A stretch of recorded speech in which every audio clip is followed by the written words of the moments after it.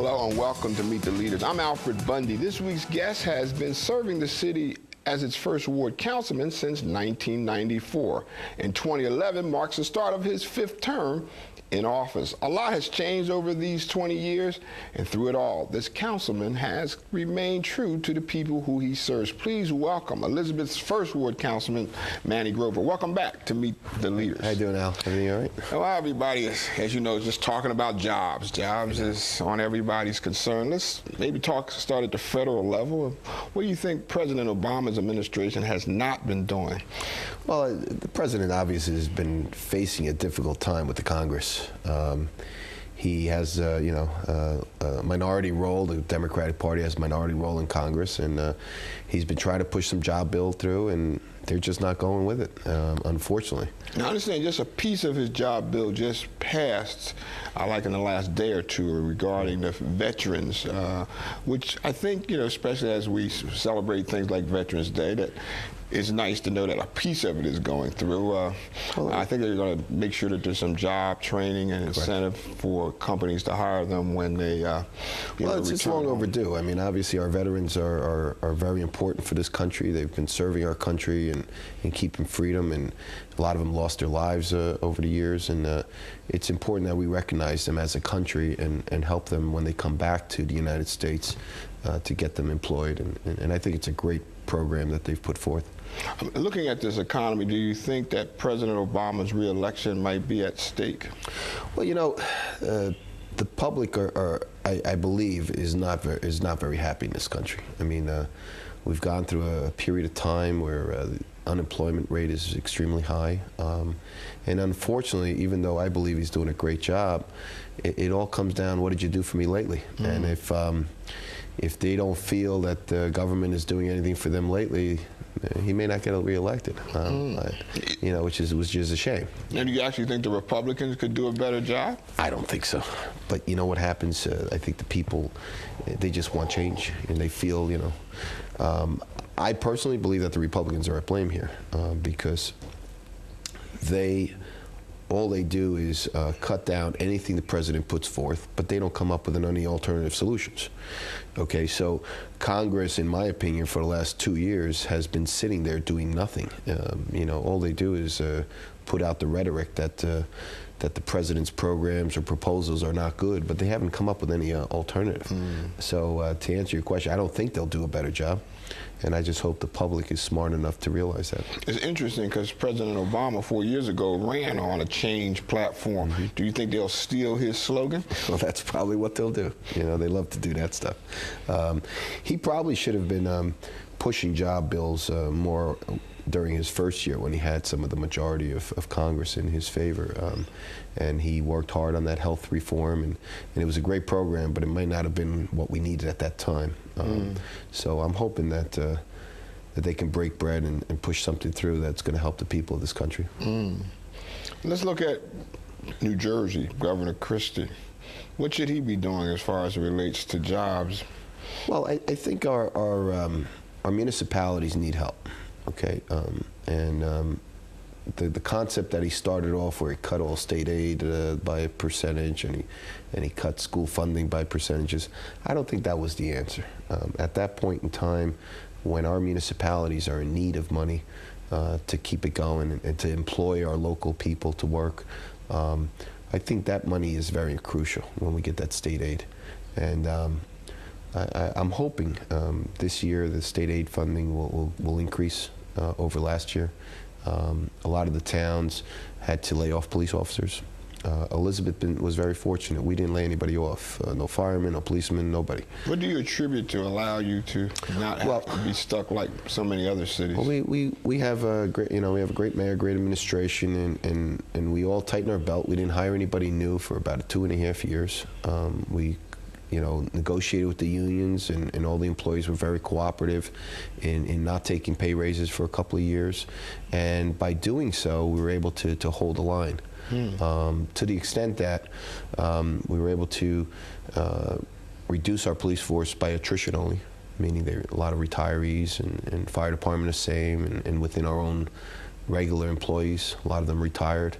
And so now we're in a position to possibly hire some police in the next year. Obviously, they'll be coming in at the base rate, so it'll be a less intense on the budget. But a lot of towns lost a lot of people. Looking at the very recent statewide elections, what did we learn from this election that we're coming off here, where every member of the New Jersey State Legislature was up for re-election? What did we learn? How do you analyze these results? I think the reality is this. Governor Christie's not as popular in New Jersey as he may be nationwide. And I think the results prove that. There are a lot of folks in this state that are not happy with the cuts that he has put forth, where he's affecting the regular folk that are working. You can't hurt those people. Those are the background of this state, the workers. And when you start cutting their pension benefits and you start messing with their retirement, I think there's a problem there. You should be trying to help those people, not crucify them. Let's go back to the local level. What's going on as far as job creation in Elizabeth? Well, we have a great program that has started in our town over 10 years ago. It's the program out of the Jersey Gardens Mall, and our retail skills program. And we have, over the last 10 months, hired over 900 people through that program. Mostly jobs at the mall. Probably about 10% of them were full-time jobs. Most of them are part-time jobs. But it's a mechanism to be able to transfer people from unemployment to getting a job. It's a great incubator. Yeah, it's great. In addition to that, we were able to keep ShopRite Wakefern in Elizabeth. That was big. They were huge. I mean, they were looking to move out of town, and we were able to keep them in. And not only they're going to stay there, but they're expanding their program and their warehouse. So they're going to hire an extra 300 people. Wow. So I mean, that's keeping jobs in Elizabeth, and we're hoping that as the economy gets better, we'll be able to spur some more. Biggest thing is construction, and obviously the residential and any development is pretty much stagnant right now. Hopefully these banks will start lending money, which is a big problem. Do you guys have talks with the banks? I mean, you guys put a lot of money in the banks in the city. Is there real dialogue between the council or the administration and the banks as far as their attitudes, as far as homeowners and business people? We have a few local banks, and those banks are pretty good. We have local banks that are willing to lend money. And probably lead the way in our town in that regard. But when you're talking about the Wells Fargos of the world and the Bank of America of the world, the bigger... The ones that we bailed out. Right. Those guys got to put the money back in the communities. And they're making it so hard for the average person to borrow money that it's basically stopped production. It used to be, 5 years ago, you didn't have to have any credit. You get 100% financing to buy a house. And we've gone from that extreme to an extreme where you can have over a 700 credit score and still not be able to borrow. Is there any subcommittee of the council that talks or dialogues with the we local banks? We have financial programs and we try, but it's beyond the local level. This is a nationwide thing, and I think that the banks really have to take the position nationally that they're going to start lending money. Certainly, we're talking about business. Our lieutenant governor, we're living under the first administration of a lieutenant governor here in the state. One of their assignments is to make the place more business friendly. How is she doing? I can't speak for the state. I mean, I know in Elizabeth we're trying our best to encourage business to come into town, and like I said, we kept Wakefern in town based on an extensive negotiations. And who do you give the credit to? Is that a local kind of dialogue, or was the state involved? No, the state really wasn't involved. I mean, the mayor had a lot to do with it, and his administration. And the other big thing is we need to get more funding from the state to development dollars to come into municipalities such as Elizabeth, and I think a lot of that funding has also been cut over the years through the Christie administration, and that's not a good message. You want development dollars to be out there, That's what helps sometimes bridge a gap between what the bank can lend and what the developer has in their hand, and you need some type of money from New Jersey, development money. The state also abolished your urban enterprise zone, which was certainly one of the leading zones in all of America. What impact, what effect did it have? First, maybe you should briefly share what the urban enterprise zone is about. Well, the urban enterprise zone started years ago, and basically we designated in Elizabeth and throughout the state, you had sections of your town that would be considered urban enterprise zones, mostly commercial districts, commercial areas, and anybody that had a business in that community or in that area would charge the customer a 3.5% sales tax as opposed to the 7% sales tax. That money would go into a special fund down at the state level, and the city would then be able to go back to the state and petition for the use of those funds, whether it would be for landscaping improvement within those business districts, whether it was for hiring off-duty police officers to walk and provide security in those business districts, whether it was small business loans, facade improvement loans. In Elizabeth, we were very creative in how that money would be used to better the business districts. And this cut by the state government really took a big impact in Elizabeth. Yeah, because I know that 3.5% tax drew people as far as from New York coming to Elizabeth, to places like IKEA and your mall area, because they was just in love with that 3.5% sales tax. So you really lost a lot there. Yeah, we were getting a lot of New Yorkers coming into New Jersey to buy stuff, and you know, we would have a few $1 million every year available at the city's disposal to do infrastructure and landscaping and beautification projects and small business loans. All of that stuff is like non-existent now. Wow. We need to take a break.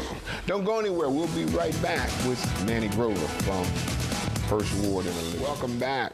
My special guest is First Ward Councilman out of the city of Elizabeth, Manny Grova. We certainly want to talk a lot more about Elizabeth, but before we do, just share with me your perspective on another notion that's floating, not only statewide, but actually nationally, the millionaire's tax.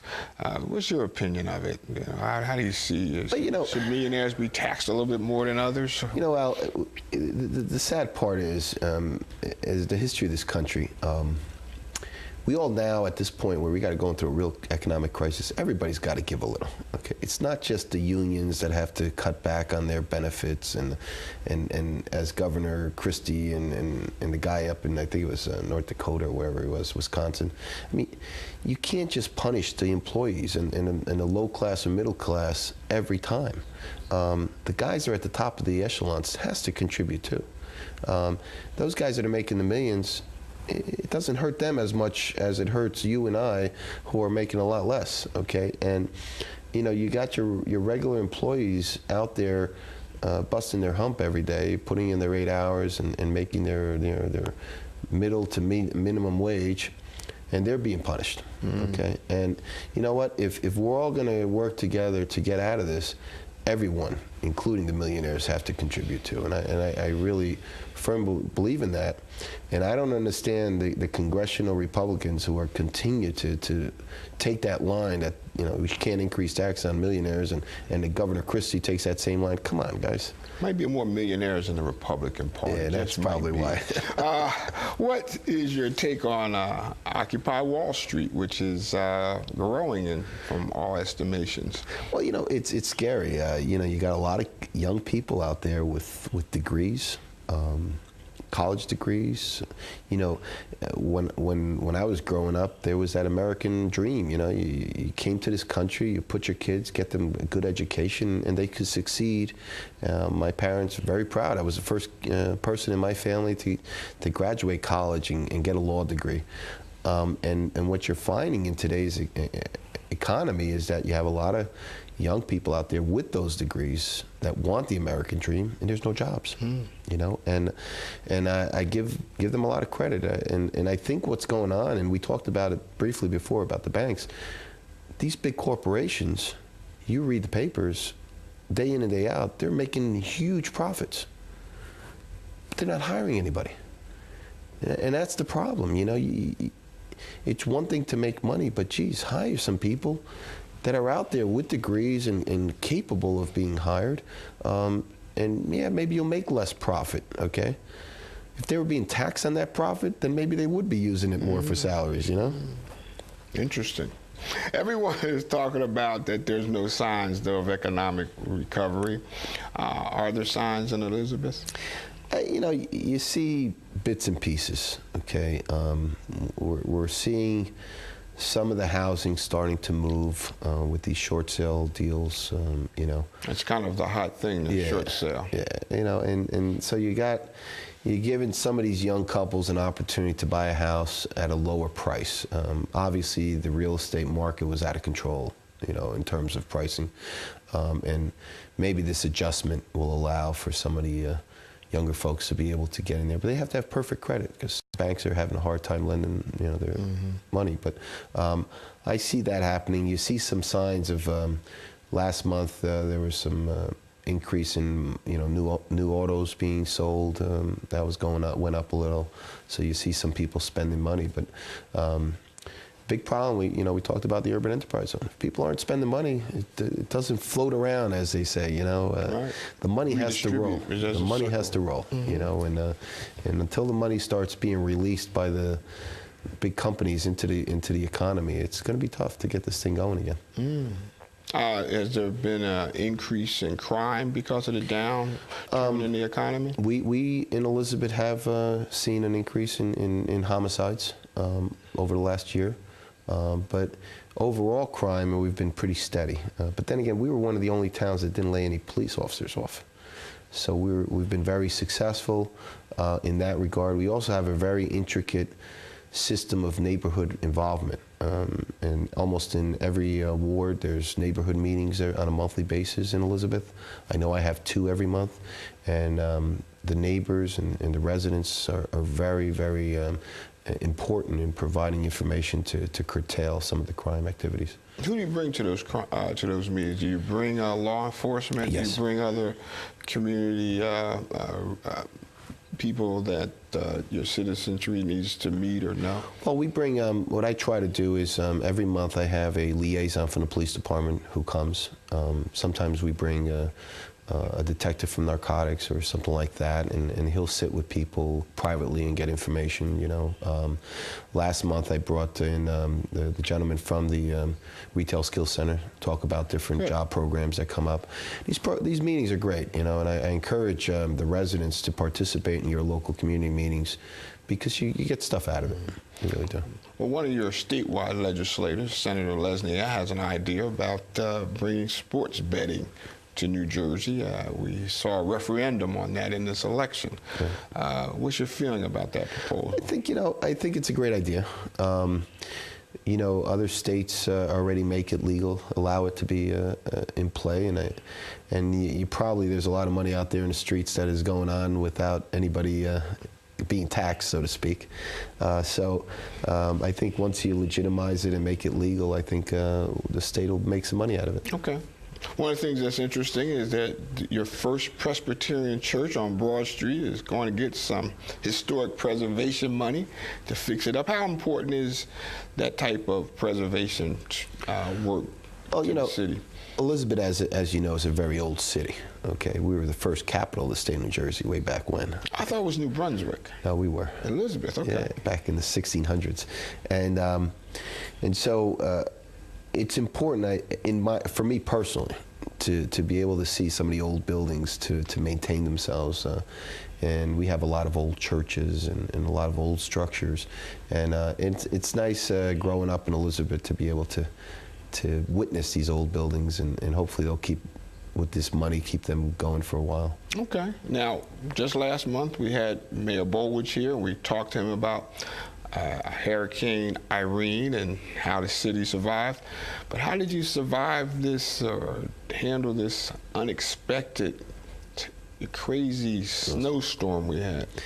We were very fortunate. We have a very good crew that works in our public works and tree department, and those gentlemen worked around the clock to cut trees and and limbs that had fallen on wires, and fortunately, we were able to get most of our residents' power back on within a couple of days. We didn't go through that horror that Connecticut went through, and I think we came through it pretty good.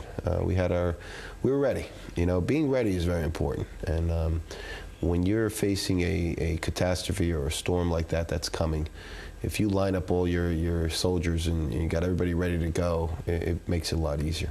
Anything new and exciting going on in the area of recreation for the young people? Yeah, we got a big project that's going on. We built two combination soccer football fields down on the waterfront back in '98, and because they were getting so much use, we could never keep grass in those fields. And so earlier in the year, we approved a bond to put artificial turf on those fields. And so we'll have probably the first artificial turfs in Elizabeth down on the waterfront. And if it works out, we're hoping over the next couple years to do the same in some of the other fields in Elizabeth, because it seems to be the new thing. And you never can overuse them. You could probably plan those things around the clock, 7 days a week, and you could probably get away with it and not have grass get torn up and whatnot. The other thing is that's important, and I hope the residents realize, in Elizabeth we have many recreation programs run by the city, and a lot of them run by the private sector. We have anything from soccer, basketball, baseball. We have pee-wee football. They have a bunch of basketball tournaments that are run throughout the year. We have many playgrounds. In my ward alone, we have at least 3 or 4 playgrounds for kids to enjoy themselves. And so it's just a matter of, in my opinion, the problem we have with youth is they have too much time on their hands. So you keep them as busy as you possibly can. And my wife and I run ragged getting our kids into baseball and basketball. They play everything. Great.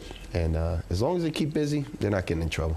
We don't have a lot of time left, but certainly President Obama probably was the biggest national example of using social media in his campaign. And how are you involved with some of the new media? Are you involved with Twitter, Facebook? No, I haven't got there yet. Okay. I still am probably a dinosaur when it comes to that stuff, but I do text, and I do have the ability on my phone to send a multiple message to multiple people. Okay. And I try to use that as often as I possibly can. And do you use that to reach out to constituents? Absolutely. Biggest challenge you think facing the city in this upcoming year? Biggest challenge? I guess the biggest challenge is trying to get more jobs. I was hoping that President Obama and hopefully Congress would go along to do something like Clinton did in the years past, where he put out a big federal grant to hire police officers. I think it was 1,000 or 3,000 police officers.